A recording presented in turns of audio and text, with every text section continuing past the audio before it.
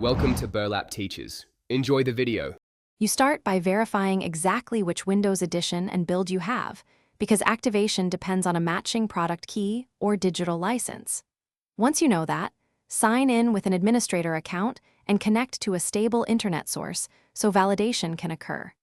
Make a quick backup of critical files before changing system settings. This prevents data loss if you need to revert. Keep your receipt or Microsoft account credentials handy, since you will reference them when choosing the proper legitimate activation path. Now decide between a digital license, a retail product key, or contacting support for OEM or volume licenses. If your Microsoft account already has a digital license, sign in and use Activation Troubleshooter to link it to this device. This is the cleanest method. If you purchased a 25-character key, open Settings, go to Activation, and enter it exactly.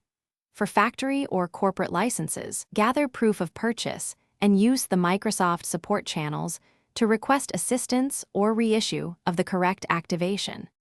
Finish by running the Activation Troubleshooter when activation does not proceed automatically. It will attempt fixes and guide you through linking a digital license. Make sure system time and date are correct.